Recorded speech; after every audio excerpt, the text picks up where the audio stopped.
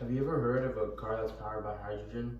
Well, that's a thing, and it has been for a while. The first hydrogen fuel cell car was first available in 2013. So why did the hydrogen engine fail so bad? Well, hydrogen engines could have been a game changer in the automotive industry, but unfortunately they just weren't enough. I only recently learned about these hydrogen engines and how they work, but ever since I've been watching quite a bit of videos on them and learning about them and why they flop so hard. The hydrogen engine is still available in some cars and is still manufactured to this day. Learning and knowing more about them and how they work might lead you to buying one.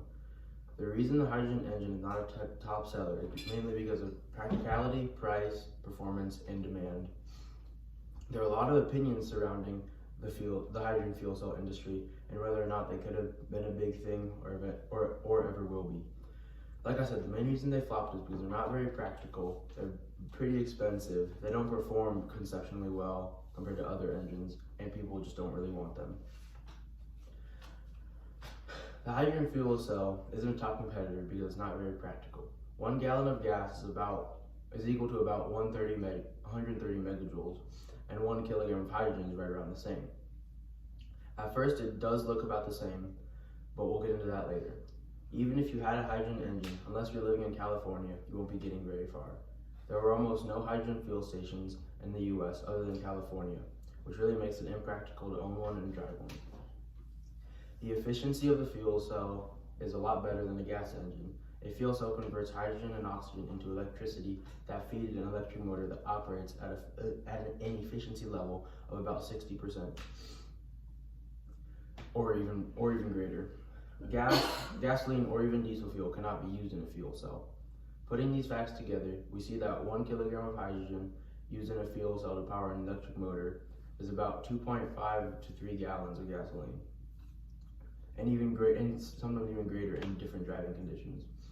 Even though the hydrogen engine flopped so hard and didn't do well, it has some advantages. It has virtually no pollution because all it makes is water.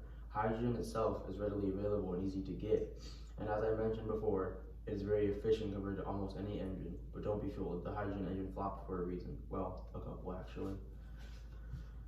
Another big reason customers steered away from the hydrogen fuel cell is the price. Hydrogen itself, even though it is readily available, it's not the cheapest thing ever. Gas and hydrogen look almost equal in comparing efficiency, but 1 kilogram compared to 1 gallon is several dollars more. However, an internal combustion engine running on gasoline operates at a thermodynamic efficiency level of around 20 to 25%. And as I said before, the electric motor on hydrogen engines operates at about 60% efficiency. And although you'd be filling up less, overall it'd be more expensive because hydrogen tanks carry a lot more than gas tanks do. To make it into fuel for fuel cell vehicles, hydrogen must be compressed. The present standard is about 10,000 pounds per square inch. Then it is chilled to keep from heating and expanding and pumped into the vehicle. The hydrogen tanks on a car are rated for about 8 pounds of hydrogen, which is about 4 gallons of gas, but hydrogen cars carry multiple tanks, and considering the price of hydrogen, it is quite a bit more expensive. I've heard people talk and thinking hydrogen engines are more dangerous than normal engines, and talking about the Hindenburg effect. But I've done some research and found out that it's actually safer.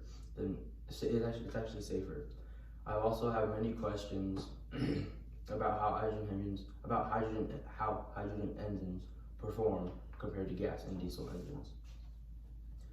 There have been big discussions about how the hydrogen engine performs and whether it's worth it or not. The theoretical maximum power output from a hydrogen engine depends on the air-fuel ratio and fuel injection method used.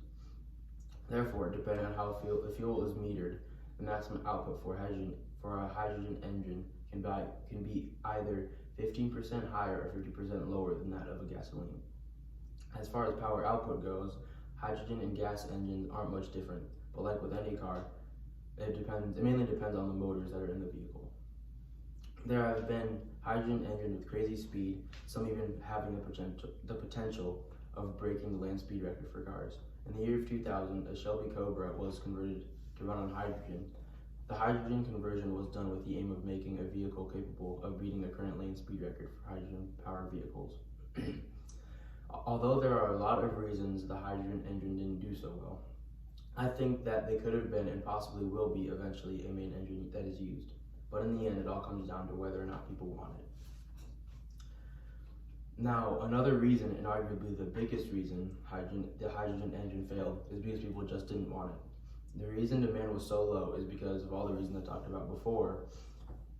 One of the reasons that it was so low is because people just didn't see the need for a new, more expensive engine. The interest in transition to a hydrogen economy is driven not only by concerns about energy security, but also those about global climate change and air quality.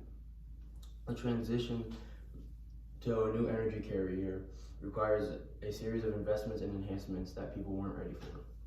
The transition to new fuels and or energy carriers is especially problematic in the transportation sector. Considering land vehicles only, there are more than 750 million passenger cars and commercial vehicles worldwide, with an annual production rate of about 56 million units in 2001.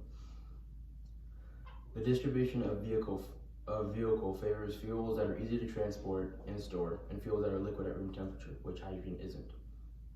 Natural gas fuels and electricity are generally less expensive and tend to be cleaner than liquid fuels, but they are much more difficult to transport. Alcohol fuels are easy to transport and store, but they tend to be more expensive than petroleum fuels, natural gas, and electricity. As you can see, there are many reasons the hydrogen engine didn't do so well. I've talked to some of my friends about it, and they think that the hydrogen engine won't really become a factor in transportation for a while. Because for an engine to be big, it either has to be cheap enough for everyone to afford, or have something that no other vehicle does. And other than zero emissions, the hydrogen fuel cell just doesn't do either of those things. Now that you understand why the hydrogen fuel cell flopped, because of its practicality, price, performance, and most importantly, because of the demand. The hydrogen fuel cell may get its shot in the spotlight, but I wouldn't count on it anytime soon. Even though we won't be seeing the hydrogen engine anytime soon, I truly wonder what it'll be like if it ever does get its big shot in the spotlight.